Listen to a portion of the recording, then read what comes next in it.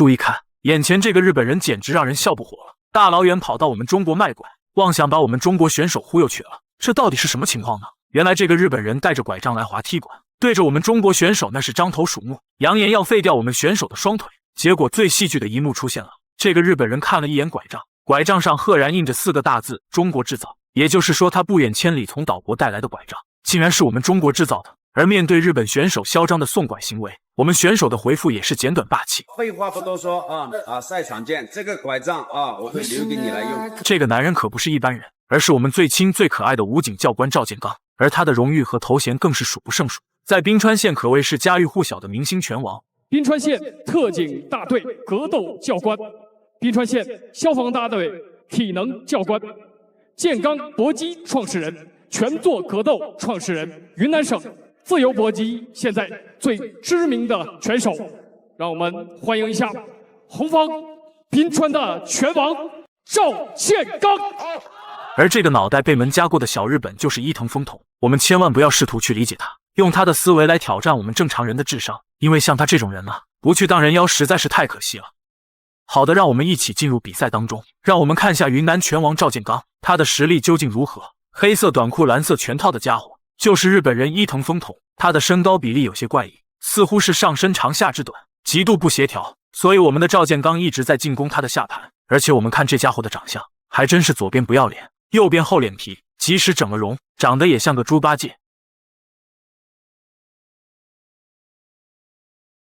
我们看到赵建刚散打动作十分标准，堪比教科书的级别。虽然说日本选手赛前就像个塑料袋一直在装，但比赛中却像是老鼠看见了猫，除了招架和防守之外，根本无法伤及赵建刚分毫。双方，我们也期待真正的对我们的这个本地的拳王能够取得一场大胜。赵建刚的拳脚无情，就像是炮弹一样势大力沉，所以看起来进攻不多，实际上招招直击要害，让人大饱眼福。所以现在我们就要为红方选手加油。哇，活子拳进线，漂亮的提膝爆杆，可以说除了日本人丑陋的皮囊还算完好，他的五脏六腑早就烂成了一锅粥，完全就是个舒适的人肉沙包。而作为武警教官的赵建刚攻势愈发凶猛，摆明了要给他的学员，也就是我们最可爱的人现场展示实战中碰到日本人应该怎样棍棒教育。伊藤丰统挨了这一重拳之后，你看在中，这招腿拳确实很重对，哇，哈哈哈！小日本给我们表演寡妇盘抗，裁判吓坏了，连忙阻止，生怕这家伙走着来却被抬着走。不过好像他歪着嘴有些不服气。其实不管他是不是认为赵建刚运气好，赵建刚都没打算手下留情。我们的赵建刚赵教练作为总教官，自然不会轻易饶过日本选手，尤其是态度嚣张的小日本。爱国的情怀无需多言，却已溢于言表。加油！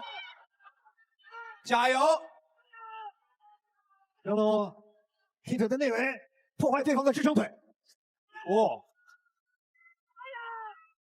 我想赵建刚打出了火气，日本选手消极避战，毫无斗志，铁了心拖到比赛结束，完全没有赛前更啾啾视死如归的姿态。如果用尺子丈量这家伙脸皮的厚度，恐怕厚到地球都无地自容。所以赵建刚当即发起最终的猛攻，一起期待他的精彩表现。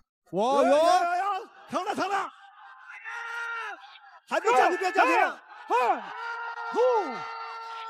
笑不活了，恐怕日本人做梦也没想到，自己本来是来中国踢馆的，谁曾想一脚踢在了钢板上，被我们的赵建刚直接打到神志不清。放弃了，伊藤丰统。你看那腿，你看他的右腿的胫骨，对，已经肿了，看到没有？你看他的右腿的胫骨，彻底老脸丢尽，让人贻笑大方，可以说到心都被打破了。或许从此之后票子车子女人都和他没什么关系了。不过他自己倒是可以选择变成女人，去向我们的格斗女王张伟丽虚心请教。比赛到这里就告一段落了。老铁们认为云南拳王赵建刚打得精彩吗？欢迎留言讨论，我们下期再见。